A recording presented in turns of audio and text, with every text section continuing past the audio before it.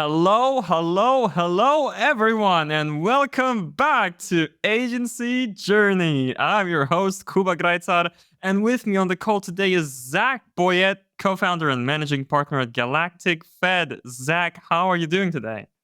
I'm great today, Kuba. Thank you so much to you and everyone listening right now for joining us on the pod today, and really excited to get into it. Yes, welcome, watchers and listeners. You're in for a treat today. Zach is a super exciting guest, and we're going to drill into some very interesting topics today. Zach, where are you coming from today for the show? I am currently at Stanford University in Silicon Valley in California. I made the possibly time inefficient choice to go and get a grad degree while running my company of around 150 people. So I've been quite busy for the last 2 years, Kuba, getting my MBA here at Stanford, but I thought it'd be really fun to live in Silicon Valley for 2 years, meet people out here, and just get inspired by the startup culture. A lot of our clients are out here as well, high growth startups and such too. So it's been fun to meet some of them in person. Right, because running the agency is easy, so why not just do an MBA on the side? I got you. Awesome. Alrighty.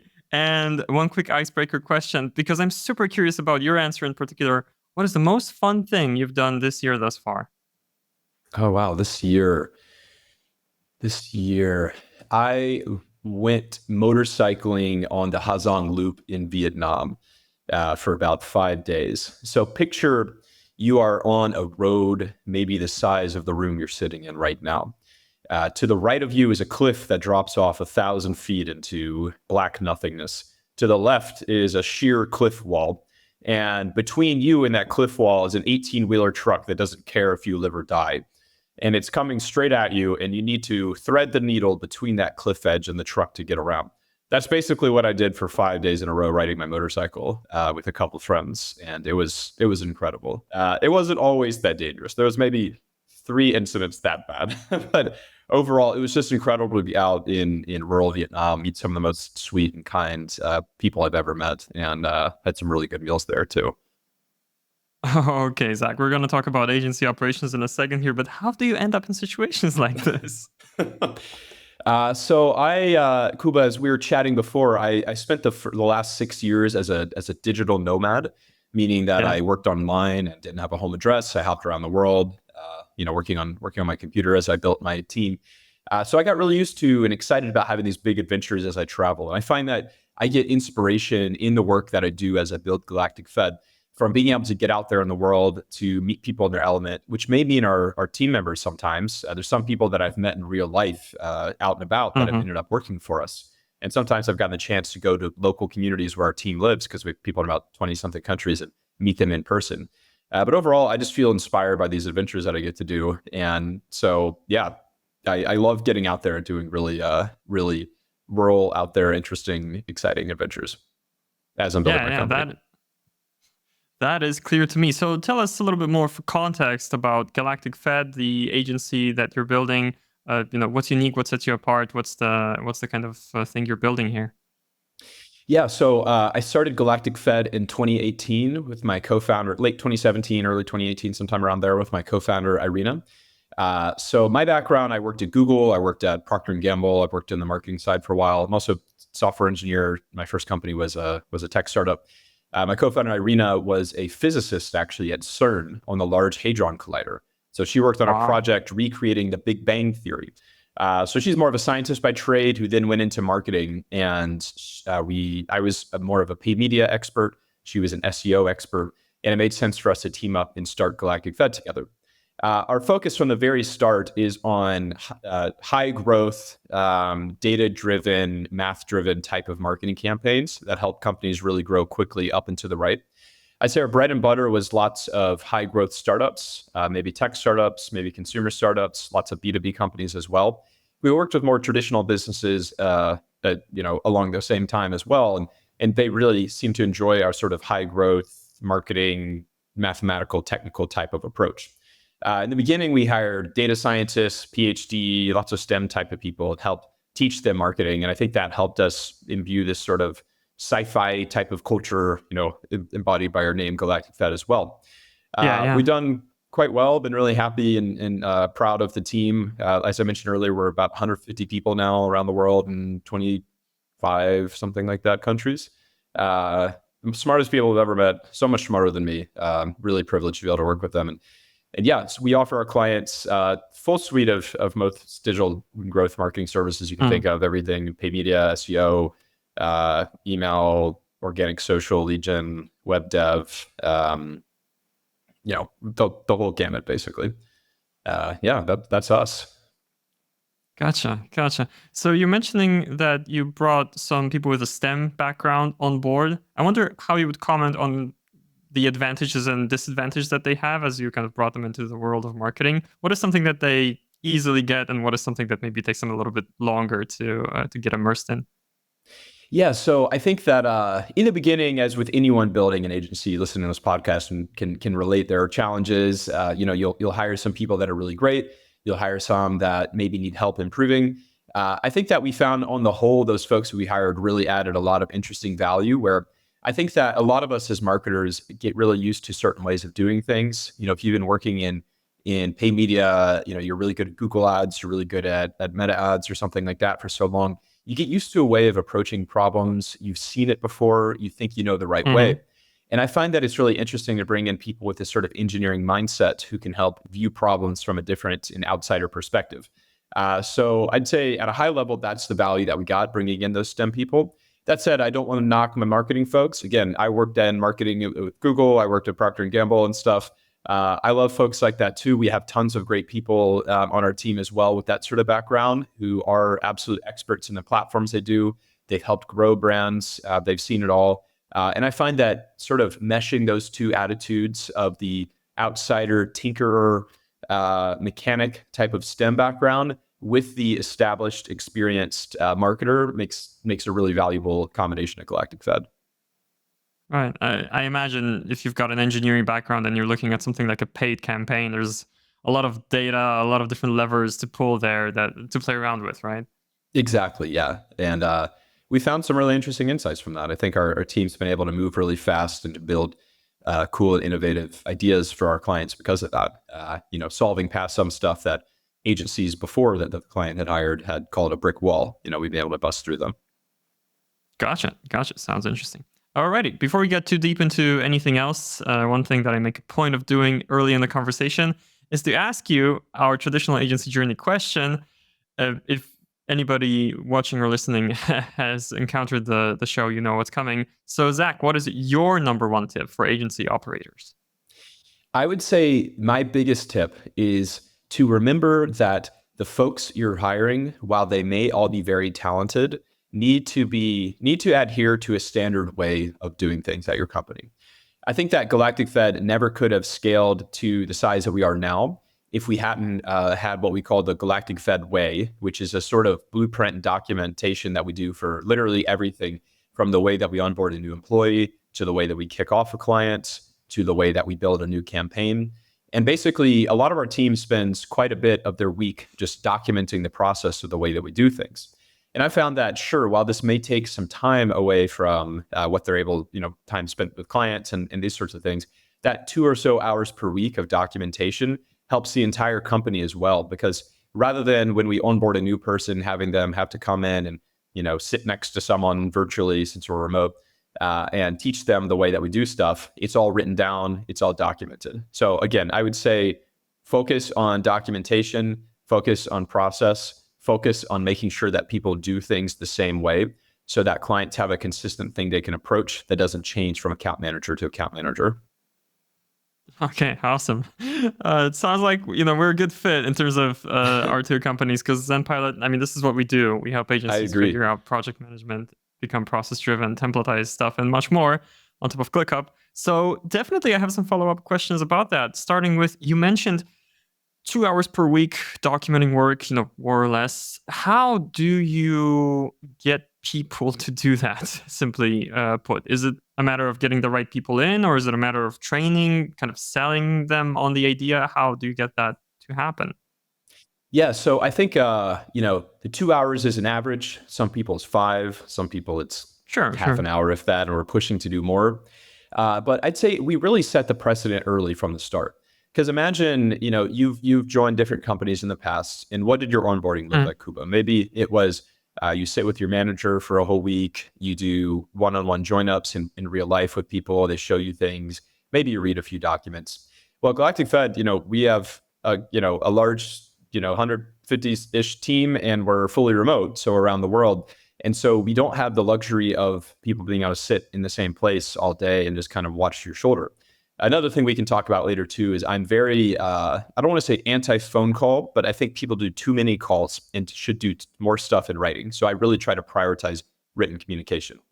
Anyways, though, Okay. from the start, when you're onboarding at Galactic Fed, you're given a lot of information to read. You're given like a really long, fun, colorful, sci-fi themed onboarding doc with like pictures of myself and my business partner Irina and our employees that we met up with around the world, and explaining our culture in a fun way. But you read that and it's probably 20 pages. And then from within that, we also have a sort of scorecard doc and ClickUp workspaces and such that the folks go through that explain all the different ways to do things. And those may link out to other Google Docs that they need to read, or other areas they need to look into, maybe Google Sheets they need to review. But it shows from the start that this is the way we do things. And I think that we really hire folks from the start who we believe can have this sort of self-starter, written communication-led type of work ethic, because we really want to focus on people. At the end of the day, the most important thing we do, obviously, is driving good results for clients.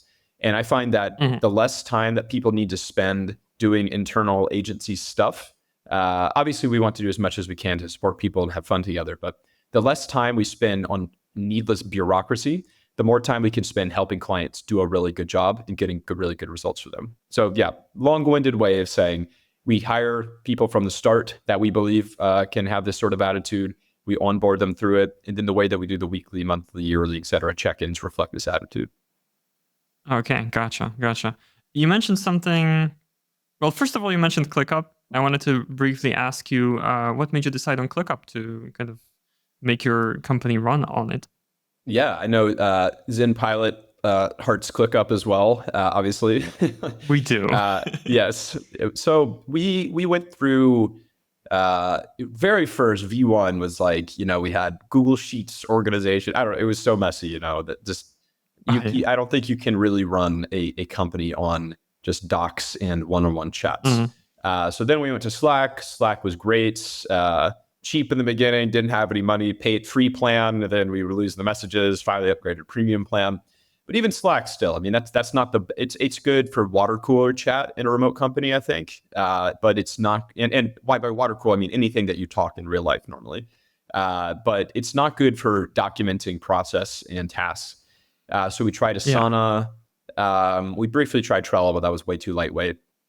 And finally, I think I was like flying into SFO or something like that, San Francisco airport, and saw, it's funny as a digital marketer being converted by a billboard, but I saw a billboard in the airport for ClickUp. Okay. And this was many years ago, probably when they were first getting, a big venture round and doing a lot of splashy advertising around the Bay Area. But I was like, okay, maybe we'll look at this thing. And I've really fallen in love with how intuitive it is, but also how deep the scope is of what you can organize on ClickUp as well. And so we do a lot there for our team.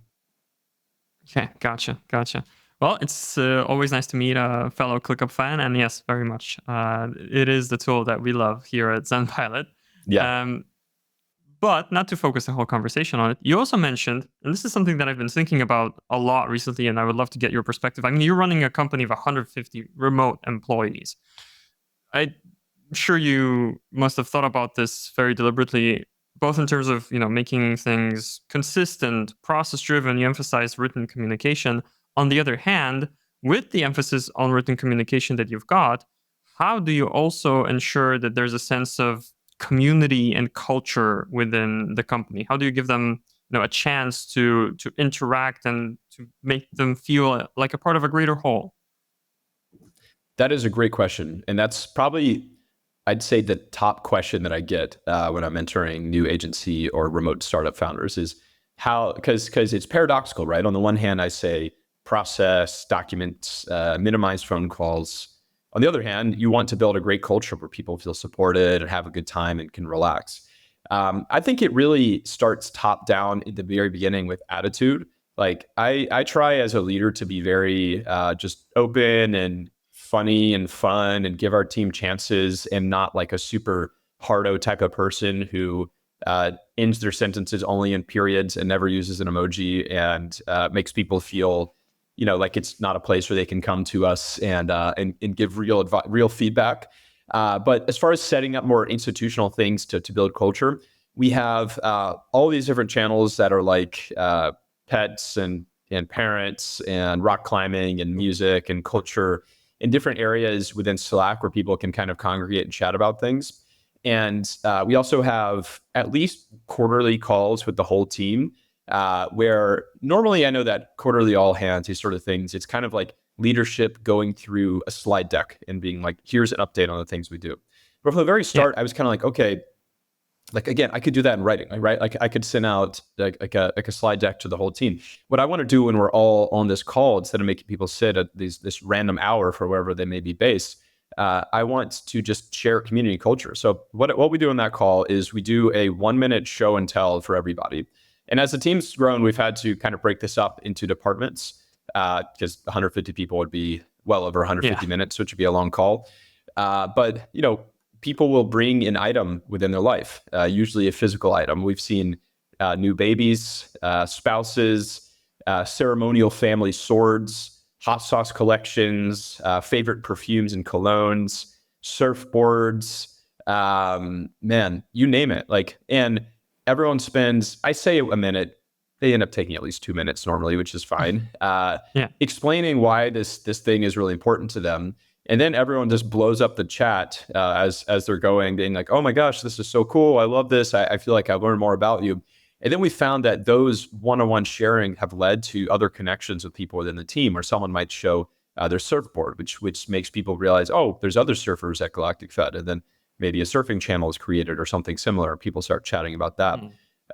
So I also think culture is something that you need to be deliberate about it, but there's also sort of like magic that happens with your first few folks you hire that I think scales out to the rest of the team. And I wish I could say that right now I am like the grand czar of culture or something like that. I do my best, but I think that I've gotten really lucky in having just such a fantastic team, and the early people we brought in who then helped scale that culture to everyone else, where everyone feels, supportive. They're never going to get yelled at. They're never going to get, a first time they make a mistake, they're not going to get demoted or downgraded in our eyes. And I think that really scales out to the rest of the culture and makes people feel secure. I've heard a lot of people internally call it like corporate detox at Galactic Fed. It's just a very fun, chill culture. I think that's reflected in our Glassdoor reviews too. We have like 4 or 9 or something like that. So yeah. Okay, well, congratulations on that. A comment like that must make you very happy. For sure. I'm very thankful to our team and really proud of them. Okay. I'm curious, do you get a minute on these calls? And if so, what do you show? Yeah, I'm trying to think the last thing I shared. I think I was in the last one we did. I had just gotten back from Taiwan, and I had gotten this like tea that was this like ceremonial tea from this place that I was in. And my business partner, Irina, really loves tea. She drinks it all the time. So I showed them, hey guys, I got this tea for Irina that I'm going to give to her. And because of that, I shared that I was in Taiwan. And then someone else was like, oh my goodness, I was in Taiwan recently too. And then we got chatting from that. But man, I've got some other weird things. I can't remember. It's been so many years. Yeah. Once I brought my, during COVID, I was locked down, hanging out with my family in Tennessee. So I brought my BB gun and showed them that I was using to shoot tin cans for practice, but all sorts of weird stuff like that. Okay, awesome. It's a small tactic, you might say, but it's actually really smart. The way you mentioned that it gives people kind of more information about the basis on which they can connect, like shared hobbies or shared experiences. I really dig that, which is why I wanted to dig a little bit deeper into this before I move on to the next thing I'm curious about. Is there anything else, any other tactics that are helping you build this strong culture? I think also, at my level, most of my communication, at least 80 to 90%, is with the executives in our company, the brilliant folks, my Rachel, who runs our paid media and SEO and Growth Labs product teams, Michelle, who runs our sales department, PJ, who's our CFO, Peter, who runs our HR team, Kat, who's another operations VP for us. These types of folks are the main ones I'm chatting with on a day-to-day basis. So what I realize is, all these people manage people, and the way that I communicate with them is really going to trickle down. So something I've noticed, just for fun, even as an experiment, I'll do. Sometimes I'll just start randomly using a new emoji in Slack. Maybe it's a blue heart or like a tiger or something like that. And I found within a week, the entire company is using that emoji within the communications they do. It's so funny. A week might be maybe 2 weeks or a month max. But I swear, I've done this like half a dozen times. It's so funny. And I think that is a good microcosm for the reality that the way that I speak and communicate with the executives of our company is the way that they will communicate with the people they manage. So again, I can't emphasize enough this giving people chances, speaking kindly, not being angry, trying to be a problem solver, not jumping up the possibility to just infer things about people's intentions, but really trying to put yourself in their shoes and be empathetic. Starting with the way you do that, with you communicate with your leaders, I think that trickles down to the rest of the team. Excellent. And you're guiding us very smoothly towards the next kind of segment that I wanted to have here. And that's all about, you're managing, it seems to be, to have quite a lot of freedom, despite your position as co-founder. I feel like that's something that a lot of agency leaders covet, basically, to have a business and a life. You're managing to do that. I wanted to ask, what your strategies are here for being able to do that, to give yourself that freedom, that you're not locked working in the business. And to start with, let me ask you the question in a more general sense. And then regarding some of the things that you said before, I'm also curious about a couple of things. But what's the key to having this freedom as a co-founder? Yeah, so I think that from the very start, when I launched Galactic Fed, some of my friends, former entrepreneurs, gave me really good advice, which is that you want to be removing yourself from as many processes as you can. You do not want to create what some people call a key man or key woman scenario, where you are at the absolute center at all times, a sort of Steve Jobs, where the heart beats around you and you're reliant for everything. Because that makes a brittle company. What happens if you aren't good at something? What happens if you have bad advice or something like that? So from the very start, I focused on always trying to hire as we made enough money for the next thing that was taking up the most of my time and which I felt I was not the best at. So at the very beginning, I was doing everything. I was running paid media campaigns for clients. I was talking to the clients. I was doing sales. I was doing our QuickBooks financing stuff, our taxes, our HR. Yeah. And so at the very beginning, I was like, I need to free myself up. I'm going to hire someone to help, run the operations for our clients, right? That's kind of like agency. That's freelancer to agency transition 1.0, right? After that, I was like, okay, I want to hire really great people who can talk to the clients, who are good communicators. So we hired account managers in that direction. After that, I think it came finance, because I did not feel comfortable reconciling everything there and doing our taxes and such. So I hired our wonderful CFO. And then it was sales, and then it was HR, then it was internal marketing, and we kept scaling from there. And I think another thing that I kept in mind as I was doing this is I don't want my personal brand, Mr. Zach Boyette, I don't want Galactic Fed to be Galactic Fed : Zach Boyette. I want it to be Galactic Fed, this wonderful business that can stand on its own. So I think a big mistake that I see lots of agency owners making is they just I don't know if it's ego or if it's just fun, or if they feel like scarcity at stepping away in a sense, but they just feel like they need to be so wrapped up, and they almost feel proud that all of their clients come from referrals and their own personal network. And don't get me wrong, I know a lot of people, and our clients, a number of our clients are from folks that I know, and I love that, and I'm honored that they give me that trust. But I really want to build a company where people who don't know me are finding us online and willing to work with us. So I think at a much earlier stage than lots of other agencies, I hired folks for the sales departments. We started doing our own outbound marketing, inbound marketing, writing tons and tons of blog posts. If you look on our site, we have hundreds, I think, of blog posts. and really trying to just build a brand for Galactic Fed beyond myself. I think that's a big piece of advice I have for new folks trying to build their own life, because that allows me to not be involved in client operations, to not be involved in sales, to not be involved in our own marketing, and to do what I think is the most high impact for me at the moment, which is normally speaking with our team. Okay. So what I'm hearing is you're emphasizing that it's important to build the company brand and not just rely on your own personal brand. I see the logic in it. I think somebody listening to this might be thinking, okay, but how do you make the company brand, as enticing or, as appealing? How do you make sure that it stands out? Yeah. Yeah, for that, I think I'm speaking with the benefit and privilege of a person who has gone through that journey already and now is managing a larger team. I want to be clear to everyone listening now. I was once where you are. I once had to make Galactic Fed tied with my brand as much as possible. I spent so much time of the year, even as a digital nomad, just staying, like flying from New York to Chicago to LA to San Francisco to London to Miami to Barcelona to wherever. And just what I would do is I would meet with random people that I kind of knew. And then at the end of coffee or whatever, first I would see if they needed help with marketing or if they knew anyone did. But I just asked them, hey, who are like the two smartest and coolest and most interesting people you know? Someone that you'd be down to introduce me to. And then I'd be like, okay, well, I'm in Barcelona for a little bit longer. I'm going to go meet up with that person. And then at the end of that conversation, I would ask that person for two more people.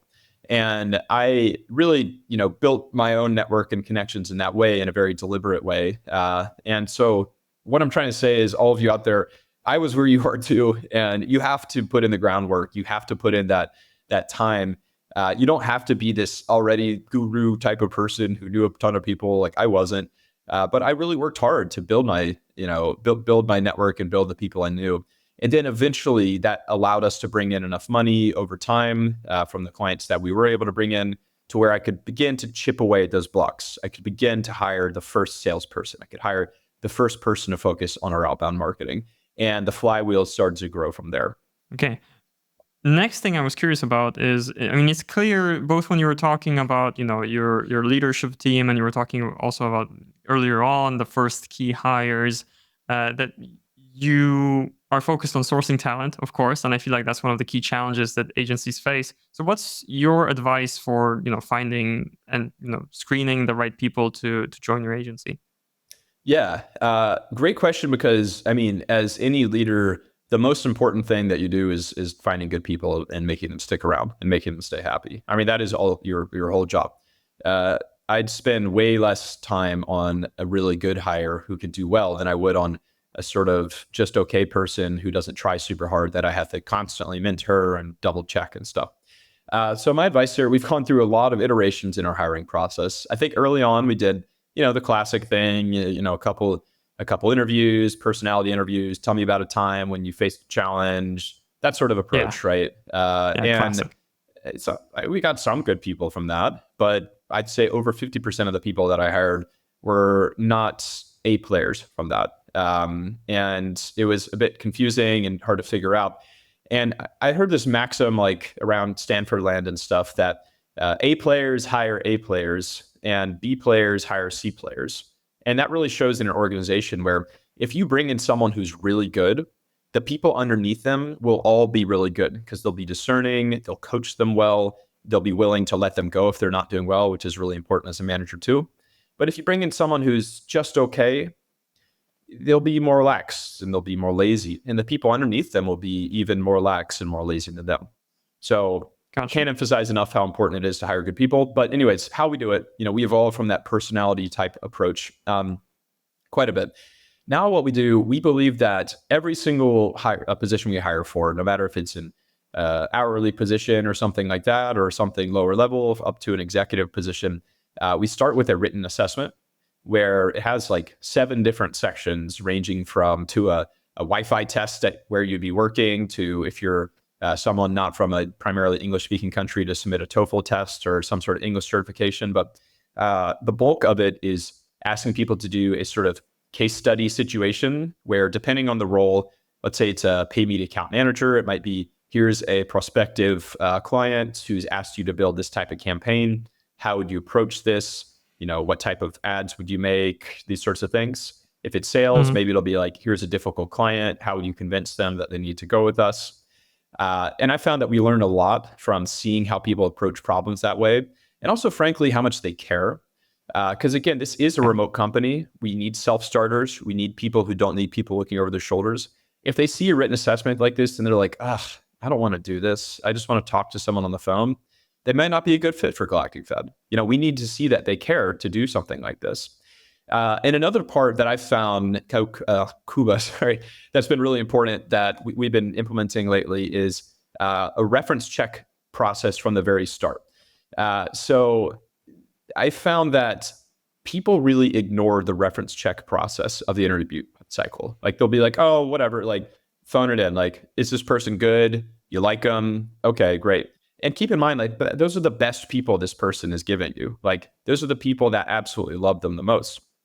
So we try to flip the process and do it more of a discovery where we have a grid in our written assessment that says, please list your 5 most recent supervisors, their name, their email address, what they would rate you on a 1 to 10 scale, and why. And we say at the bottom, we reserve the right to contact references of our own choosing, even if you did not list them yourself. We make it clear we'll never contact anyone at their current company. We don't want to compromise their job security or anything like that. But I found I that you see. can learn a lot from, finding out who they didn't give you as a reference. Like it's kind of strange if they didn't give you any of their last 3 most recent supervisors and the references they gave you are all from 4 or 5 years ago. I kind of want to know what the person who managed them at their last company thinks about them too. And you learn a lot from asking tough and probing questions. Another thing that we'll ask is things like, not just what do you think about this person, but we'll say, okay, how would you rate Kuba and the top, whatever percent of people in his career as a, let's say, paid media account manager of any paid media account managers you've ever seen? Maybe they'll say, oh, Kuba's for sure the top 10%. And then I'd say, Okay. okay, what separates Kuba from the absolute best paid media account manager you've ever worked with? What is the difference between Kuba and that person? What could they do differently? And that forces the reference to give you real, actual, concrete information rather than a hand wave, easy sort of gesture. That is such a killer question. I love that. And I think our watchers and listeners are going to as well. I mean, it makes perfect sense. You want to talk about the top of the top. You want to find the A players. You have to ask these kinds of questions. That is really smart. Thank you for answering that. And thank you for the detail, Of certainly. course. So, so here's another question, another thing I'm curious about. You gave me a lot about sourcing talent. Now I want to move the focus back to your leadership team. Again, given that you're managing to be, to have a lot of freedom as a co-founder, your leadership team must be very strong.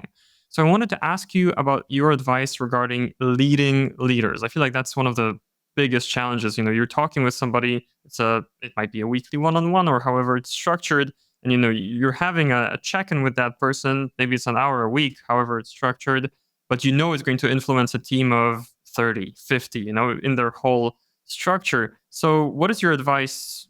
What is the key to leading leaders and to making sure that their whole department is well taken care of?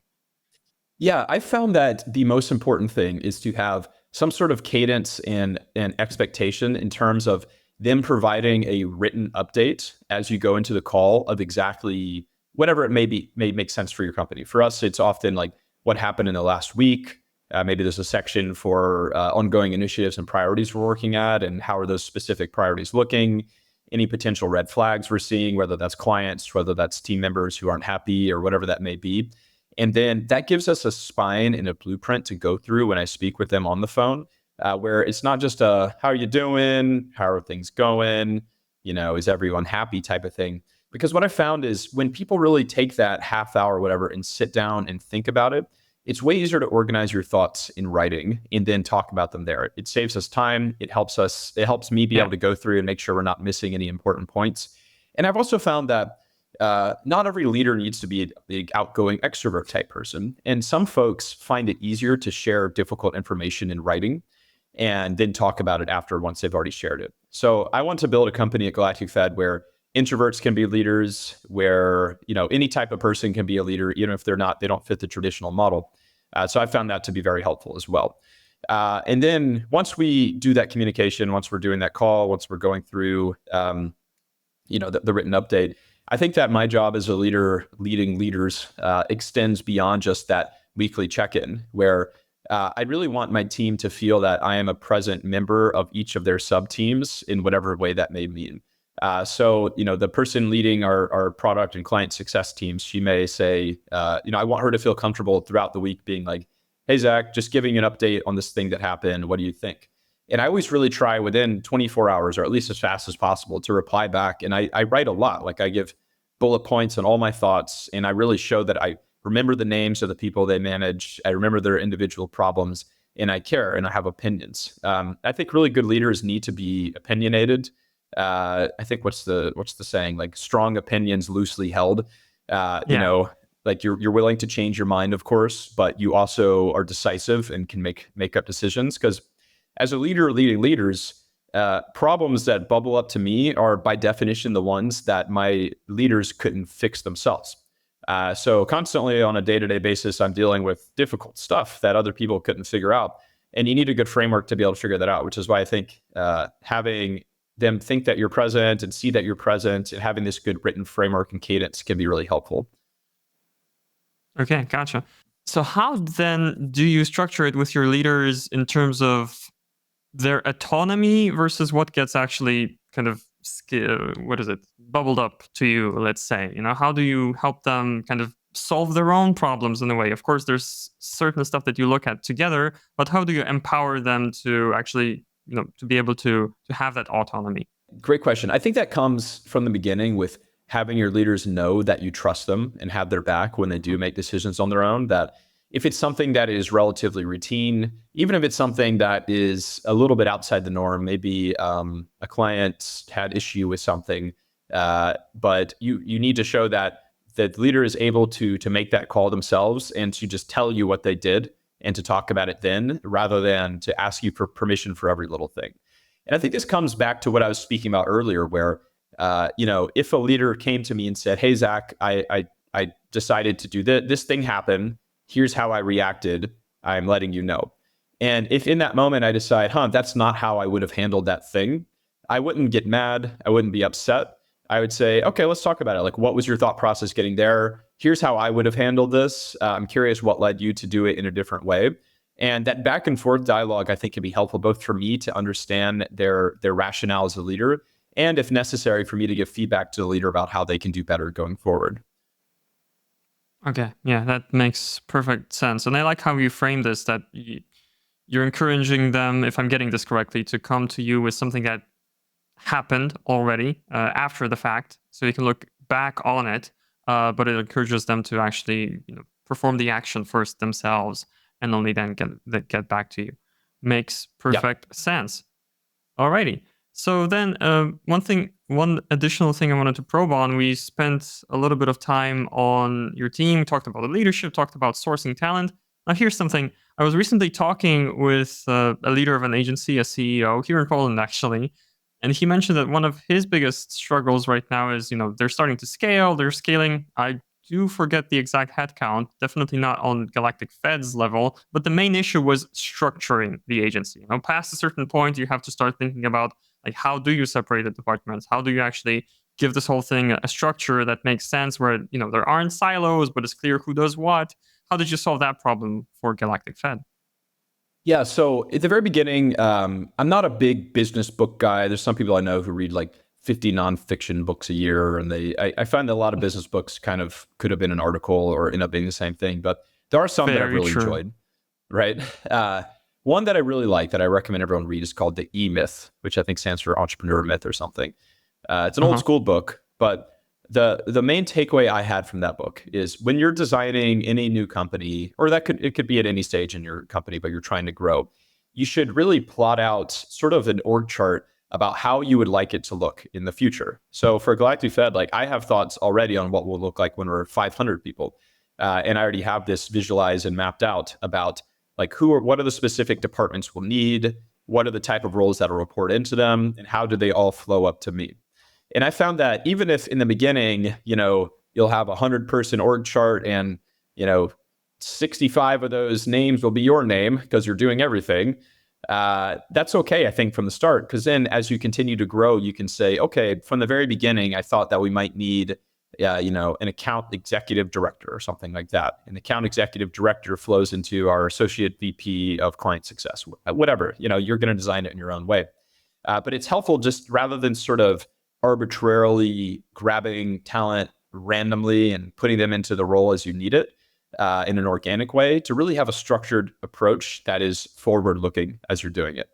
Now, for your friend in Poland who's building his own agency right now and working with this, I would say it's not too late to do this process, to really sit down and see the structure of how you want things to look. I think every agency owner, I don't want to prescribe some sort of way to do things. Some people have, pods where there's like one creative person working with two account managers. Some people have account managers to whom the specialists report in, and those account managers report to directors. Some people have like sort of more flat structure where there's like a bunch of people reporting into one director. I don't want to tell you which of those is the best way to do it. Only you, based on the specific things that you offer to clients and the type of clients you service and how much you talk with them, is going to know the right structure for that. But I think just being purposeful and being willing to change is really important as well. And making sure that you set as much as possible, like even positions, like have a position for account manager, account executive, account specialist. Don't just have Jeff or Susan who like helps clients with this sort of thing. Like you need to have an even promotion path, especially as you try and grow the company. I would encourage everyone to try and build a promote from within culture as much as possible, where folks can come in at an early level and they can look up and they can see their future. They can see that, this person was hired in, 4 years ago at a position like me, and now they're running teams. And that could be me in the future. You don't want people joining and seeing, wow, my boss's boss was someone that was hired 6 months ago. And I'm never going to get to a chance like to have a position like that. Okay, very well. So for inspiration, though, because you mentioned everybody's going to have their own way, can you tell us a little bit, or like shed a little light about how specifically you organize things at Galactic Fed? Like what kind of, did you land on pods, or is there some other way you structure things?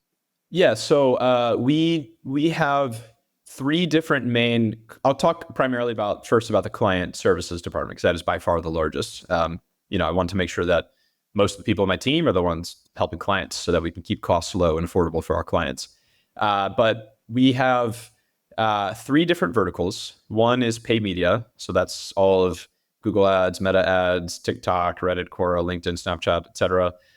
We have an SEO department, SEO vertical, which is quite large and quite varied. That could be, traditionally a large component of that was outbound link building. We're changing up a lot of what we do in SEO right now because there's lots changing with the new AI updates.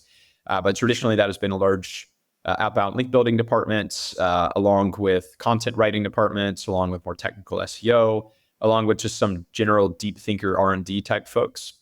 And then we have a growth labs department, which is our newest one. By new, I mean at least 4 years old at this point. But so far, this is a catch-all for lots of other things that don't fit in paid media and SEO. So this is organic social management. This is outbound email marketing. This is lead gen services. This is web design and web developments. This is creative developments. This is lots of other things we do. I don't remember. You could look on our site. Over time, again, speaking of the eMyth thing, I've actually charted out the different types of departments that I would like to split growth labs into in the future once their revenue numbers justify it. I'd like to have a specific design vertical. I'd like to have a web development vertical, maybe even an email marketing vertical, a lead gen vertical, et cetera. But this will take time. And right now I want to make sure we have a more singular leadership there to keep things easy. Within each of those departments, again, it can vary based on what specifically we're doing. On pay media, for example, we typically have account specialists who are absolute operators in the channels they work on. So they may be really, really good at Google ads, really good at TikTok ads, whatever that might be. We also have account managers or account executives who work directly with the clients.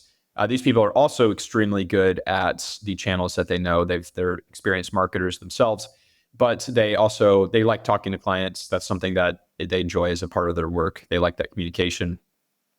We also have operations managers who kind of float in between them and help make sure that there's no missing pieces, and might help bridge the communication between what a client wants and what an account specialist is doing. We have account or sometimes just directors to whom the managers of those departments will report into, and those are more typically across a wider swath of clients and maybe a more specific domain expertise. So maybe we'll have a director who is in charge more of the social ads side of things. So maybe in charge of all Meta, Reddit, Snapchat, TikTok, etc. A director in charge of more of the Google and search side of things as well. And then all of them will report into our VP of client success. Okay. So that's just an example of how we organize it. But again, it could be very different depending on the folks listening, how you want to organize your agency. The way that I do it is not perfect the way that you want to do it. Yeah, understood. Okay, so thanks for sharing a little bit of inspiration here. And I'm sure if somebody's got more detailed questions about the way you run things, they can look you up on LinkedIn, for example. I think happy to I chat. would Yeah, I'm very open to chat with anybody. Obviously, any clients and anyone who agency owners who wants inspiration or tips or advice. I love helping people out in the space. It's a big world. I think we can all win here. Yeah, I think so too. Not meaning to let you go just yet, though. There's a couple more things I'm curious about. Primarily, okay, let me structure this question so that you can take it in your own direction. But like looking at the whole ops machine of Galactic Fed, we mentioned thus far, I think just one tool, just ClickUp. So I wanted to ask either in terms of like specific tools or maybe processes that work like tools. What do you think are the key elements of this machinery? So you can either recommend a tool that you're reliant on or you really appreciate, or maybe there's something that you've kind of built in house that works well for you. Like what's in there in that machinery? Yeah, so we discussed it a bit, but putting the pieces together. Typically, the main communication day to day that we do as a company is on Slack, as when we're chatting with each other, when we're giving an update, maybe like, hey, having a question about this client, that sort of thing. The way that we organize projects and tasks and expectations and deliverables is within ClickUp. So we have very standard sort of processes for how we build things within ClickUp there. Often within ClickUp, we will link out to Google Docs, Google Sheets. We don't really do slides much, but if we had to, that as well. We're a big G Suite organization here. And that's where this sort of ongoing, evergreen, living documentation exists. If it's something that's sort of too long to just document in ClickUp and we want it to be accessible to everybody, we'll make a Google Doc for that. We have a really kind of structured process for how we design things on Google Docs and explain things and make sure that the information is clear enough front. So I don't want to we try to keep things simple. Obviously, we have some other tools we use for different departments to operate on specific ad platforms, to operate for our HR. I don't know. We pay people with Deal and Gusto. There's all sorts of tools and technologies we use in different parts of the organization. But I think I want to help the listeners most just understand. Again, I think the way you design it will be unique to yourself. But for us, at least, sort of a Slack communication with a ClickUp task management with a G Suite documentation is what's worked for us.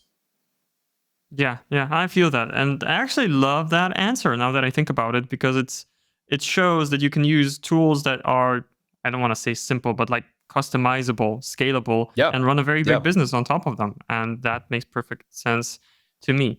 Okay, so I have a couple more things I'm curious about. I have a question that's kind of going to be a little bit out of left field, just to get your take on it as a digital nomad. Before that one, though, tell me about one thing, just because I'm curious about your opinion here. Tell me about one thing that in your opinion, agency leaders should stop doing. I mentioned it already about just making their own personal brand the biggest part of it. I would recommend people ideally not make their last name their domain or something like that. I think building a real standalone brand that can operate well is good. I think, though, if I had to choose one thing, it would be, I've seen lots of agency owners that really will prioritize whatever the client says to the detriment of their team.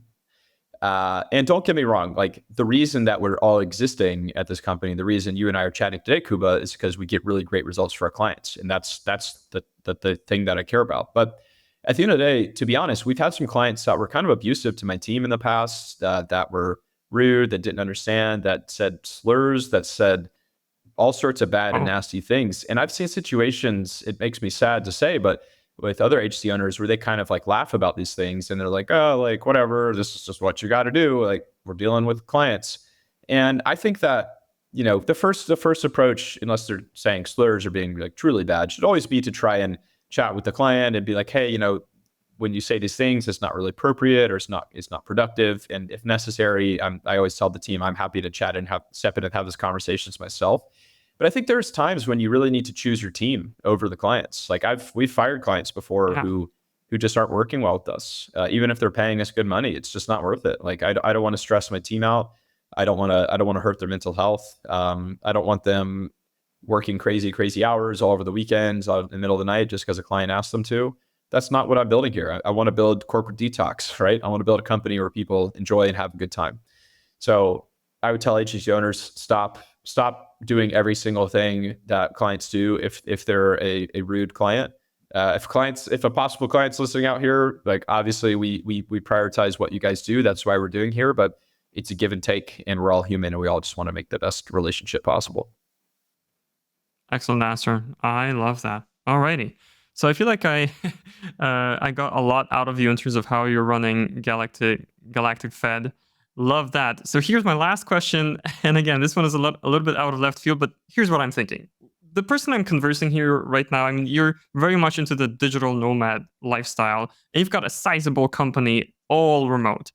And I feel like that is somewhat contrary to what some of the largest companies in the world are doing right now. There's this whole return to office movement, right? More and more companies are deciding to do that, or at least we hear stories about it every day. I'm not sure what the exact trend is, but some companies are saying to their teams, come back to the office however many times per week, etc. And I just wanted to get your take on that. Where do you think this trend is going in terms of remote versus non-remote work, post-COVID, etc.? What do you see here happening in the future?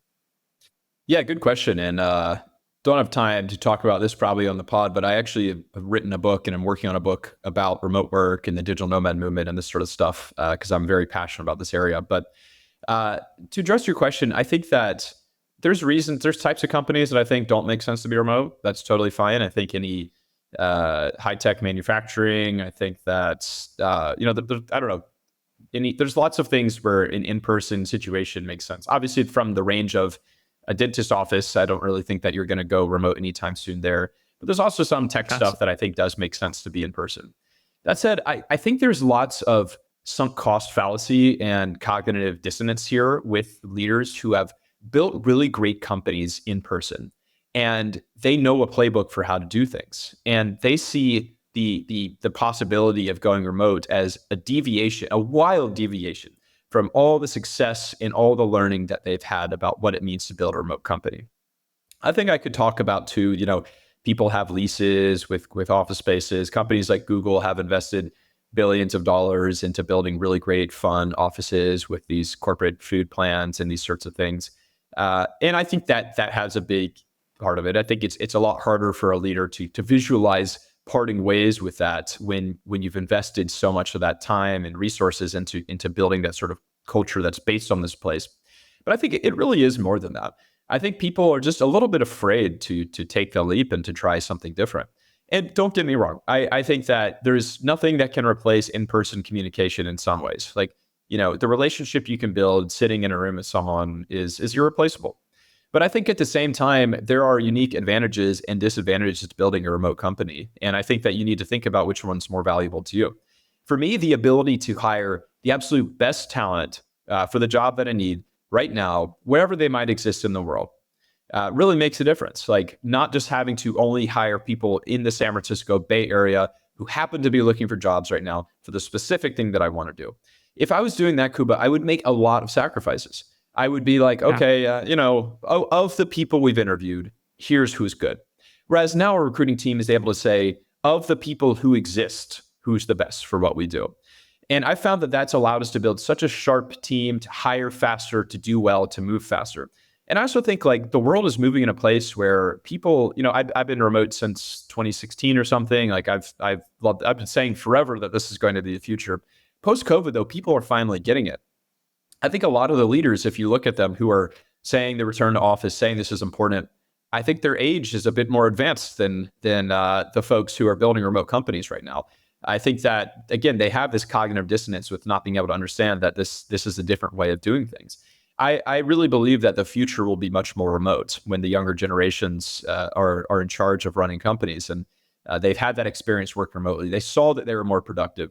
They saw that maybe they were introverted and they did well in a remote environment where they didn't need to feel on all the time. Maybe it was a woman or a person of color who felt that they were like disadvantaged in an office because they were constantly getting sized up, who now feels that they have a better opportunity to make an impact when people aren't looking at their physical appearance all the time. I think there's just so many different opportunities for remote work that people haven't really explored, and I'm really excited to see what the future of that looks like. I see. I'm really glad I asked. That was great. And I feel like I kind of read an excerpt of your book in a sense, Sure. Yeah, because that was awesome. Thank you so much for sharing all of that. I felt like I was drinking from a fire hose today when it comes to insights from you. So thank you so much. And now definitely let the watchers and listeners know, like, where can people follow you? Like, kind of what are you cooking up right now? But who you're looking for, either in terms of talent or clients, how can people connect? Definitely. Well, thank you all Agency Journey podcast listeners for joining us today. Fans of ZenPilot, fans of ClickUp, fans of Galactic Fed. First and foremost, I'm very open. I'm very accessible. I run my company, Galactic Fed. We're galacticfed.com. If you need help running really great marketing campaigns or building your next website or getting more customers, whatever it may be, please check us out, galacticfed.com. If you're looking to build your career in marketing and work at a company that treats people the way that I've been talking about today, please hit us up as well. We're always hiring. We have lots of careers. We're growing as a business, and we'll love to consider you. On a personal level, check me out on LinkedIn. I like posting there. I'm trying to share more content and thoughts, both on obviously the agency side and also on remote work, digital nomad, leadership, that sort of stuff. I am working on a book that'll be coming out soon. You can check updates on LinkedIn or on my personal website at zachboyette.com. Thank you, guys. Thank you, everyone, for listening today. I appreciate you taking the time, and I hope this has been useful. Thank you, Zach. This was a really packed episode, and I'm really glad we had a chance to chat. That is it for this one, everybody. Thanks for coming on Agency Journey, for joining us here today. Definitely follow Agency Journey, rate us on the podcast platforms. Follow ZenPilot on YouTube and go to zenpilot.com for all of our resources. Not going to be too long-winded about it. I can always record that and append it later. So, Zach, thank you so much again for coming on the show. And to you, watchers and listeners, we'll see you next time. Bye-bye. Thank you. Bye.